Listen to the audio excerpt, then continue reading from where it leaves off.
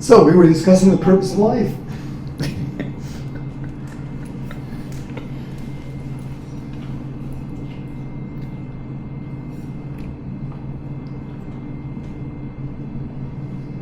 So although we found that there are different ways of phrasing it, the underlying message is very much what Luzzatto is telling us. That to the Jew, the purpose in life that we were taught at the revelation in Sinai was to connect to the Almighty. What does that mean? So number one is the realization that our souls are eternal. Or maybe I want to start a drop before that we have souls. That we're not just our bodies. That our consciousness is in our soul. And our consciousness outlives our bodies. And that ultimately, our souls will be around for all of eternity. And our quality of life in the eternity is what we're referring to, connecting to the Almighty in the eternity. We are going to find ourselves in a whole different environment. We will be living in the world of the infinity, being part of the infinity, with personal awareness of being there. To what degree? To the degree that we have perfected ourselves and become like the infinity, so that we're not strangers to it. In fact, the more we see ourselves as not like the infinity, of course we'll have to go into details, the more uncomfortable we're going to feel there. The more we were connected here, the more intense the pleasure there. That's number one. But it doesn't end there. Because in this world, the finite world, the highest quality of life is connecting to the infinity, connecting to the Almighty. So we have to talk about both of them. I would like to begin with this world, because there, you don't have to take my word for it, you can experience it. In fact, the Torah makes no direct reference at all to the afterlife. It's all alluded to, and it's only by way of the oral law we know that that's what it's alluding to. And that is because the Torah makes no claims that it cannot back up in our lifetimes, meaning in humanity. The Torah does not tell us, take my word for it, live this way, suffer now, and tomorrow you'll get a reward. The Torah is teaching us how to experience life here on the highest levels. Yes, the oral will let us know that there's something that is just so much more intense out there. But the Torah wants us to learn for ourselves, to experience, give it a try, see what it does for you.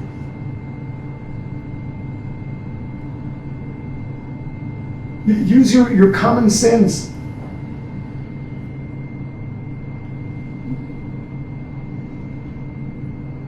Connect to what you're experiencing.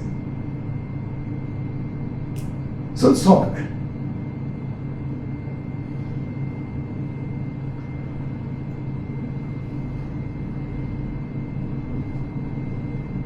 We are all imperfect.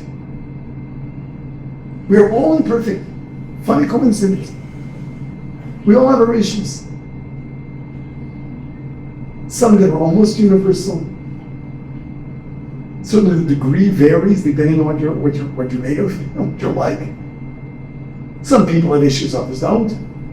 Not everyone's a narcissist, although most people do suffer from some degree of selfishness.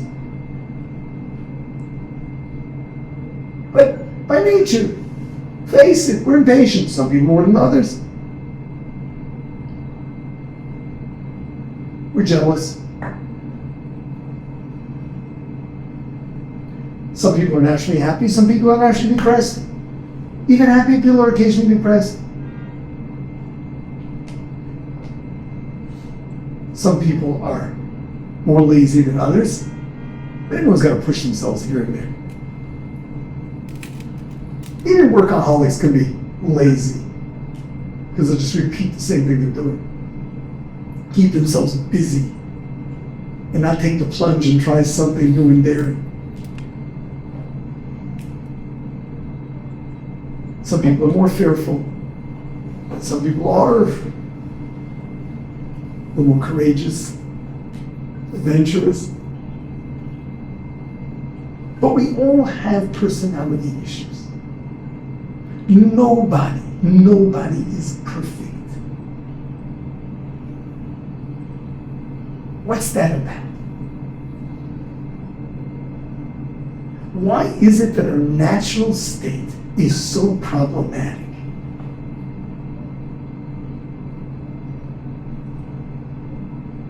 But we've gotten to the point that we acknowledge that there's creation.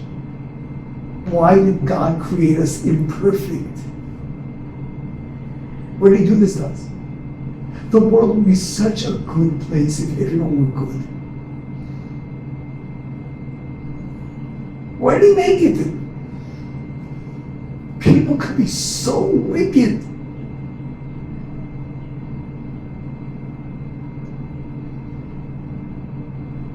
Why do people hate? Why do people kill? Why are people dishonest?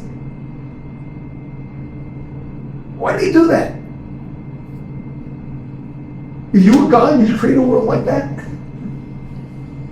What do you do it for?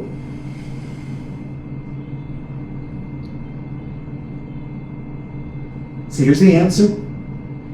Don't just dismiss it. You've got to internalize it.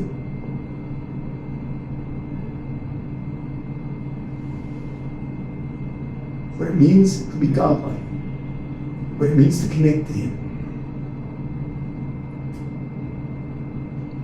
Very much includes being self-made. No, God didn't make Himself. God is. He's the infinity. He always was. But He does not exist because of anything else. The infinity exists in its own right. It is because it is because it is. The closest thing we can do to be like that is to build ourselves.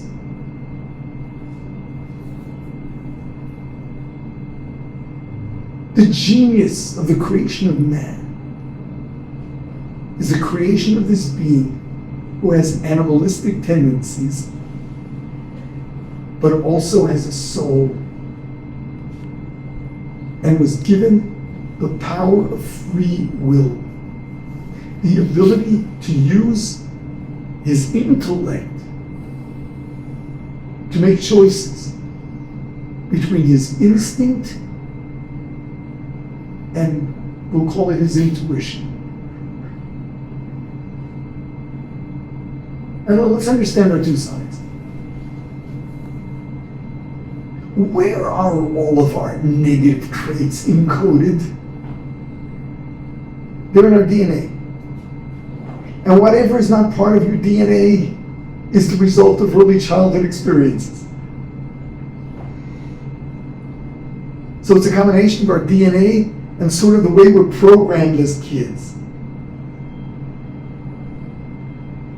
That is our instinctive self. And then there's the intuition, the voice of reason and truth within us. The conscience, but also the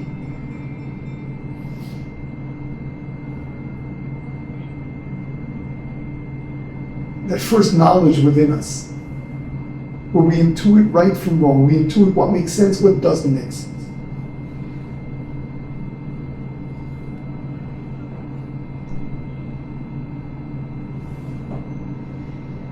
We were created that way. As the verse says, dirt from the ground, and then God blows into it a soul.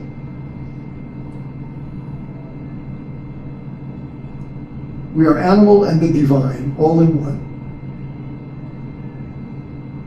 And have free will, we have the ability to choose. And it's tough. It's tough. You know, there are people out there that deny free will. They say that if one would really understand what you're like, everything's predictable.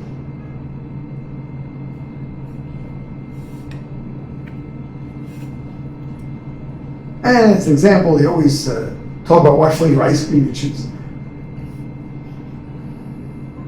And the answer to that is they are right when it comes to choosing which flavor of ice cream you go for.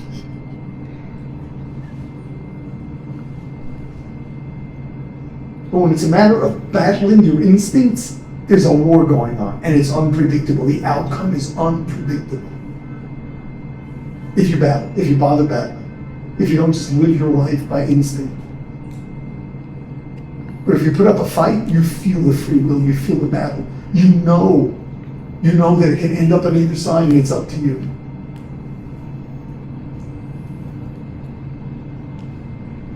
This was not a mistake. We were created imperfectly to take responsibility for ourselves, to rebuild ourselves, to perfect ourselves as much as can be done. And thus to exist in our own life.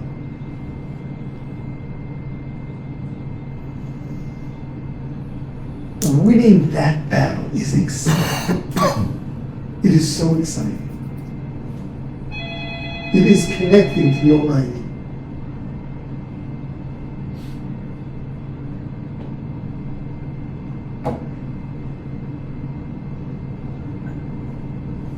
By way of connecting to the divine within yourself, which is that voice of reason, your intuition.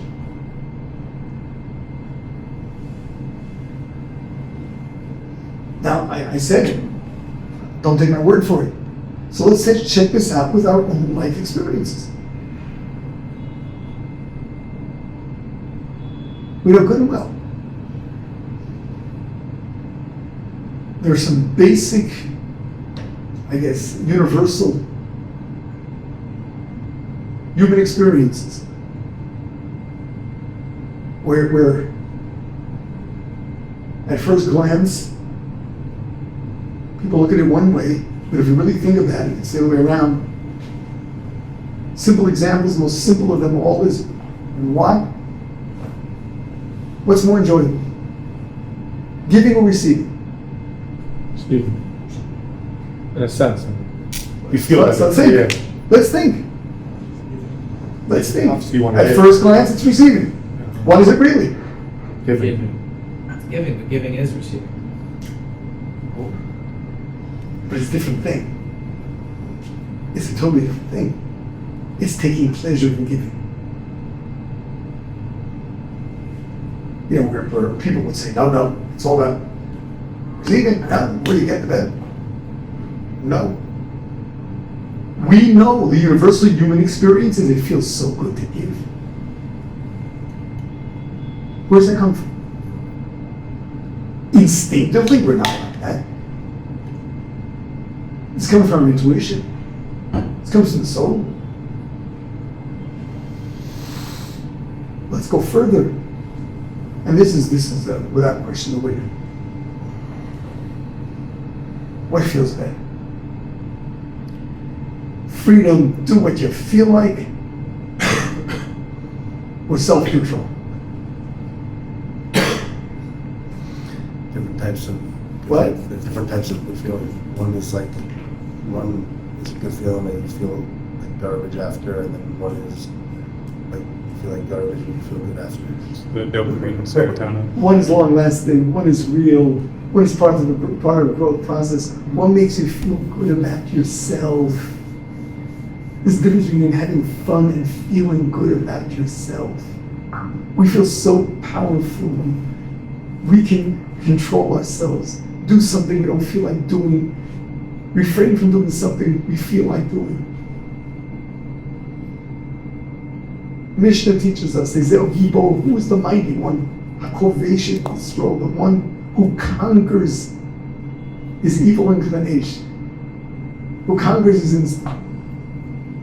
It is so empowering. You feel so powerful. You feel so strong.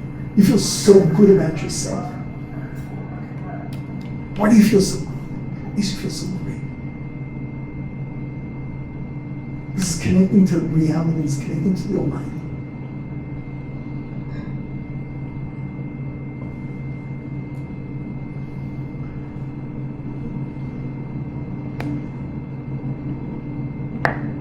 What feels better?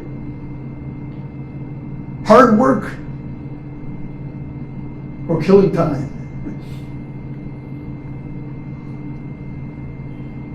Hard work. Okay.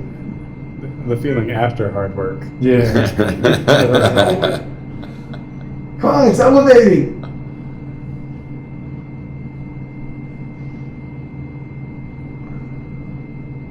You know, there's all the difference between our instinct and our intuition. Instinctively, we give all the wrong answers. Intuitively, it's simple. And just tune into your own experiences.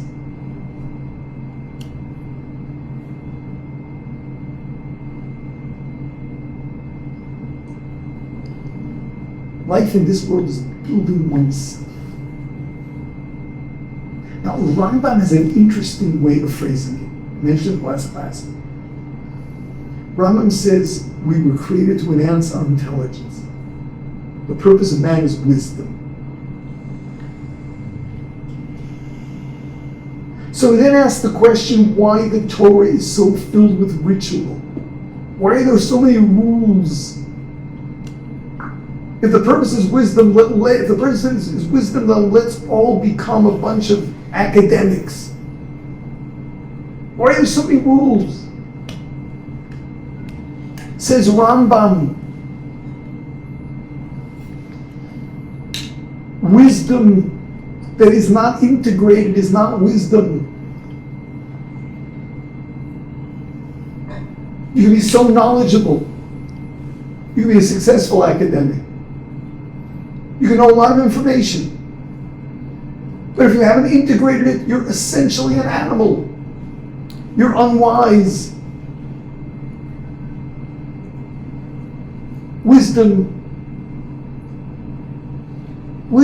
transforms, otherwise it's not wisdom. The Jewish experience of wisdom is transformation.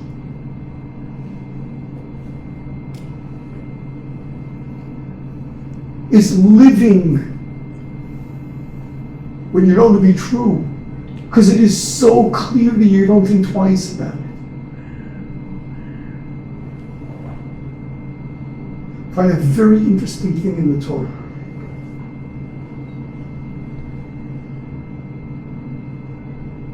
When it comes to the courts,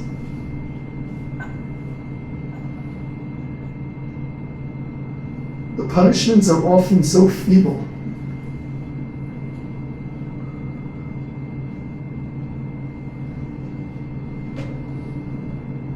It's difficult to see how they serve as deterrents. If you steal and you're caught, you know what you gotta do? You gotta return it. If you did it secretly, you may have to pay double.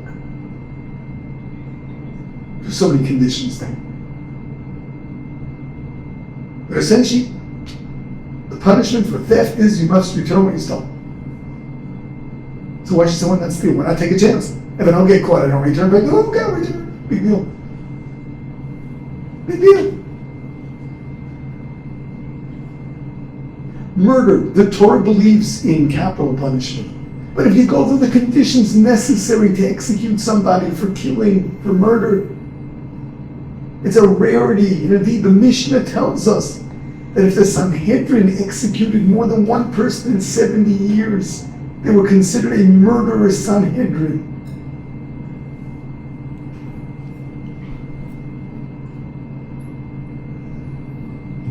it would have to be that two witnesses warned him within 2.5 seconds of committing murder that if he kills, he'll be punished by death. And they can't be related to one another or to him or to the victim.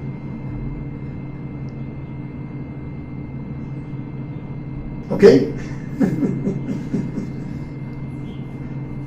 What are the odds of committing something?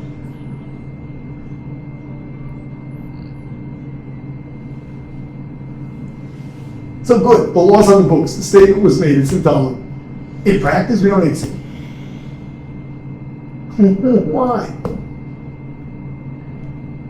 And the answer is, as far as the Torah is concerned, as far as God is concerned, if the reason you don't steal is because you're afraid of getting caught, if the reason you don't kill, you don't murder is because you're afraid of getting caught, you missed it. It's about wisdom. It's about understanding that theft is immoral, that murder is not justifiable.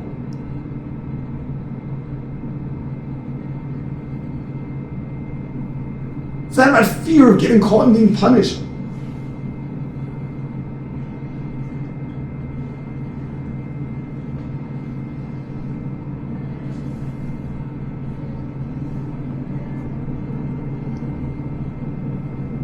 It's all connecting to God. It's becoming wiser.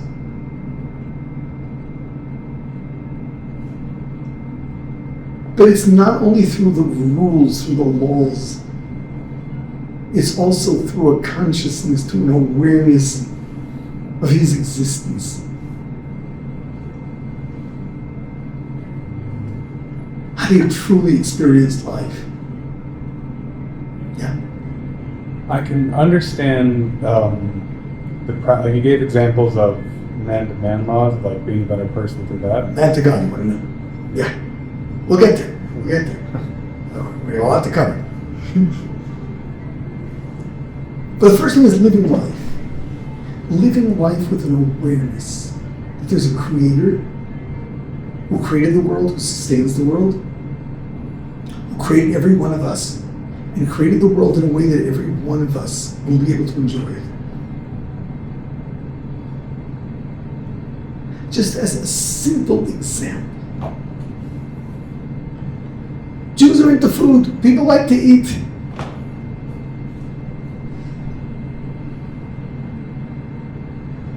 Come on. That's what the Jews are about, not food. How do we get into food?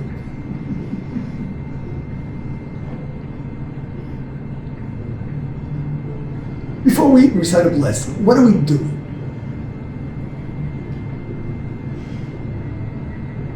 We are bringing to our own attention and expressing it the fact that this food was created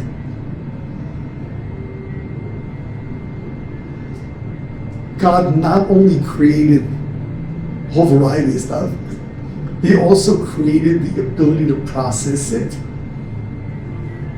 and gave man the wisdom and the technology to be able to turn this food into something that is so pleasurable, and there's something for everyone's taste. He who created my taste buds created food with the potential of making it taste just to my liking,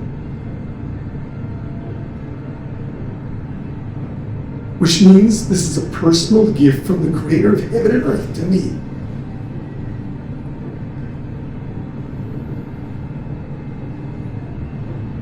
This is what the eating experience is to the Jew. You're supposed to enjoy it. But not just enjoy it because it tastes good and then you swallow it and it's gone. It's an experience. Wow, creator of heaven and earth. He created this and created my taste buds. He had me in mind. Wow. You think it just tastes good? It feels so good. That's a whole different level of living. How about the laws between God and man? So a lot of it is God awareness. It's an expression of God awareness. A lot of it is self-discipline. Rambam points this out. If nothing else, the fact that I can control myself and not eat food that is not kosher, that already is greatness, and it's an uplifting experience. I can decide what I'm eating. Food, come on, food. Yeah. It is something. An Orthodox 3-year-old knows that if someone offers you food, someone offers you a treat, what hechsher does it have? I remember overhearing 2 3-year-olds with their treats talking about what kasha certification this one eats and what one that one's family eats. 3-year-olds. They're going to abstain from the treat because no, my family doesn't eat that one.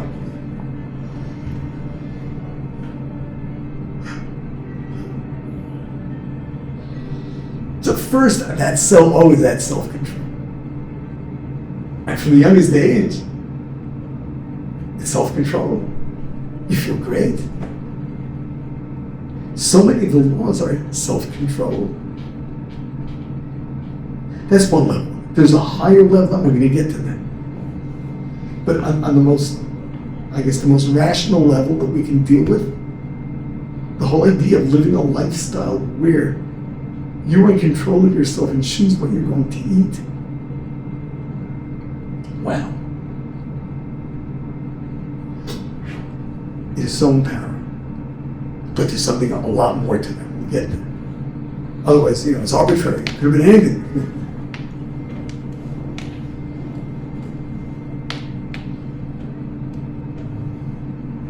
This is the highest quality of lifestyle. A lifestyle with rules and with goals.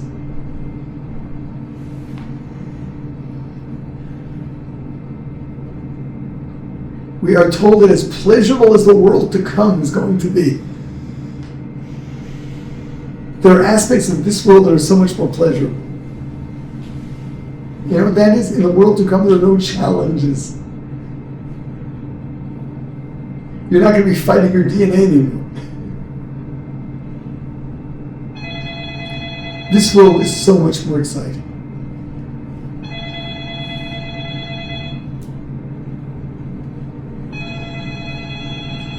Okay, I'm over time, I gotta take it.